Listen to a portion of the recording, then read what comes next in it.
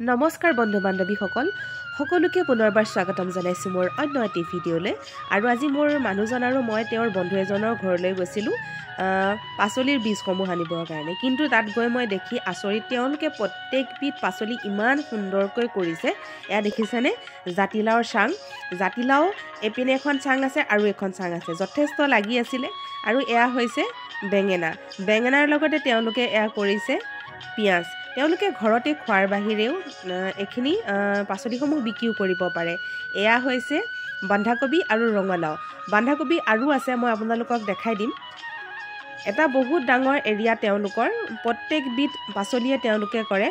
বতৰৰ পাচলি যিসমূহ আছে এবিধো কিন্তু বাদ নাযায় তেওঁলোকে ঘৰতো খায় আৰু তাৰ পৰা তেওঁলোকে বেচিবও পাৰে কিছুমান পুলি তেওঁলোকে নতুনকৈ ৰোপণ কৰিছিলে মই সেইখিনিও দেখুৱাই থাকিম আপোনালোকে ভিডিঅ'ত স্কিপ নকৰিব এয়া মিঠা আলু আমি সৰুতে খুব খাইছিলোঁ বহুত দিন হ'ল বাৰু খোৱা নাই বহুত দিনৰ মূৰত গছজোপা দেখিছোঁ এয়া হৈছে মিঠা আলু চাওকচোন প্ৰত্যেকবিধ পাচলি কৰিছে আৰু এইখিনি হৈছে বন্ধাকবি মই সিটো চাইডে দেখাইছোঁৱেই সেইখিনি পইনত হৈ গ'ল এইখিনি হৈ আছে এইখিনিও আৰু 10 দিনমানৰ পিছত হৈ যাব এইখিনি বন্ধাকবি আৰু লগতে মই এইখিনি দেখাই দিছোঁ এয়া তেওঁলোকে কৰিছে গাজৰখিনি খুব ঘন দেখিছে কিন্তু মই যেতিয়া ওচৰৰ পৰা চাইছিলোঁ আচলতে গাজৰখিনি ঘন হোৱা নাই গা দিবলৈ ভালেই হ'ব সুন্দৰকৈ ডাঙৰ হ'ব এই গাজৰখিনি আৰু গাজৰৰ লগতে এইখিনি তেওঁলোকে পাচলি কৰিছে মই দেখাই আছোঁ আপোনালোকৰ ভিডিঅ'টো দেখিছেনে এয়া হৈছে জলকীয়া চাওকচোন ইমানখিনি কৰিছে আৰু এই জলকীয়াৰ বোলে কোৱালিটিটো খুবেই ধুনীয়া তাৰ পৰা দুজোপামান পুলি পচাই থোৱা আছিলে মই তাৰ পৰা লৈ আহিছোঁ ঘৰত ৰুবৰ কাৰণে এইখিনি হৈছে জলকীয়া চাওকচোন ইমানখিনি জলকীয়া তেওঁলোকে জানো ঘৰত খাব পাৰিব তেওঁলোকে সেইকাৰণে নিজেও খায় আৰু বেচে আৰু এইপিনে ধুনীয়াকৈ পইনত হৈ আছে এইপিনে এইটো চাইডো আছে বহুতখিনি কবি চাওকচোন ইমান কষ্ট এবিধ খেতি কৰিবলৈকে তেওঁলোকে প্ৰত্যেকবিধ বতৰৰ পাচলি কৰে আৰু এয়া দেখিছেনে এয়া তেওঁলোকে কৰিবলৈ সাজু হৈছে তৰমুজৰ খেতি কৰিবলৈ যথেষ্ট কষ্ট হয় এনেকৈ ঢেপ বনাই দিব লাগে আৰু ঢেপ বনাই দিয়াৰ প্ৰক্ৰিয়াটো দেখিছেনে তেওঁলোকে কেনেকৈ দিছে আৰু এইপিনে তেওঁলোকে কৰিছে এয়া আলু কৰিছে তেওঁলোকে আৰু দূৰলৈ এইবিলাক তেওঁলোকে তৰমুজ ইতিমধ্যে লগাই দিছে তৰমুজসমূহ ৰক্ষণাবেক্ষণ কৰিবৰ কাৰণে অনবৰতে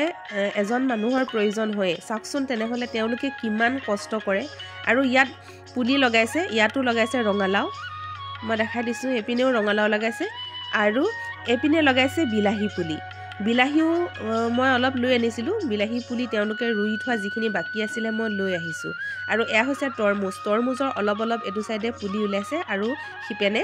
আৰু ৰুব বোলে সেয়া ঢেপ উঠাই আছে বাৰু এপিনে আকৌ পুনৰ এয়া ৰঙালাও কৰিছে চাওকচোন কিমান এটা ডাঙৰ এৰিয়াত তেওঁলোকে এই কামখিনি কৰিছে এপিনে লগোৱা আছে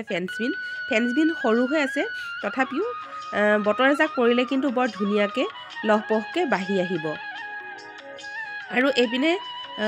তেওঁলোকে ভেন্দি লগাই থৈ দিছে ভেন্দি তেওঁলোকে গুটি দিছে ভালকৈ ওলোৱা নাই আৰু এইপিনেও লগাইছে ৰঙালাও কৃষকজনে কিন্তু ক'বলৈ বেয়া পায়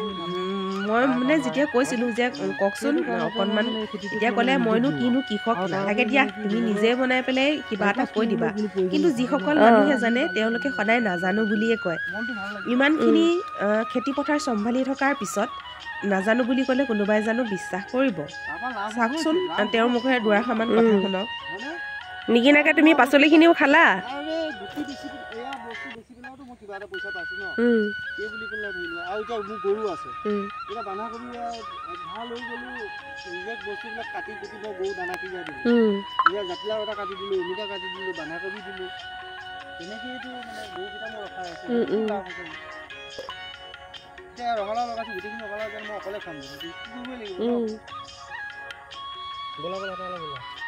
শুনিলেনে যিসকলে জানে তেওঁলোকে কেতিয়াও নকয় জানো বুলি আৰু এজোপা গছ মই চিনি পোৱা নাছিলোঁ সুধোতে ক'লে এইটো আমাৰ ভাৰতত খুব কমেই প্ৰচলন হয় যিহেতু আমি লাই শাক খাওঁ চীনাসকলে আচলতে লাই শাকৰ পৰিৱৰ্তে এইটো খায় মাংসৰ লগত কেঁচা পাতটো চুবাই পেলাই খাই দিয়ে আপোনালোকে হয়তো মুকবাং ভিডিঅ'বিলাকত প্ৰত্যক্ষ কৰিছেই আৰু মই যিহেতু প্ৰথম দেখিলোঁ মই দেখাই দিছোঁ দেখিছেনে লাই পাতৰ নিচিনাই মই ঘৰত আনি খাইছিলোঁ কিন্তু লাই পাতৰ যিটো সোৱাদ সেই সোৱাদটো কিন্তু কম আমাৰ অসমৰ লাই কিন্তু চাইনাৰ এই লাই পাতটো পাত্তা নাপায় তথাপিও বহুমূলীয়া বুলি ক'ব লাগিব যিহেতু ভাৰতত এই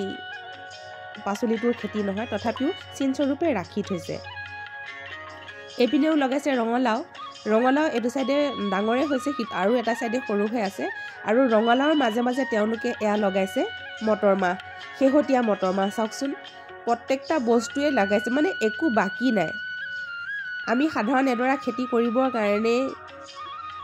কিমান লাগি থাকিবলগীয়া হয় চিন্তা কৰক তেওঁ প্ৰত্যেকবিধ পাচলি ইমানখিনি কৰিছে কিমান কষ্ট কৰে তেনেহ'লে গাত বৰষুণ নলগা গাত ৰ'দ নলগা মানুহ বুলি যে এষাৰ কথা কয় তেওঁলোককে ক'ব পাৰি তেওঁলোকক আচলতে আমি প্ৰেৰণা হিচাপে ল'ব লাগে প্ৰত্যেকেই খেতি কৰিব লাগে যাতে আমি সতেজ পাচলি খাব পাৰোঁ এয়া হৈছে মি মাহ তেওঁলোকে মি মাহো লগাইছে আৰু লগতে আছিলে সজিনা গছ এজোপা সজিনাও মই দেখাই দিম মানে তেওঁলোকৰ মানে বাৰীডৰাত নাথাকা পাচলি একোৱেই নাই আৰু হালধি কৰিছে হালধি গছখিনি এয়া মৰি গ'ল উঠাবলৈ হৈ আছে আৰু মোৰ মানুহজনৰ বন্ধুজনৰ নাম হৈছে বিপুল ডেকা এজন উদীয়মান খেতিয়ক আৰু এক বস্তা পাচলি দিলে ধন্যবাদ বিপুল আজিলৈ ইমানেই ধন্যবাদ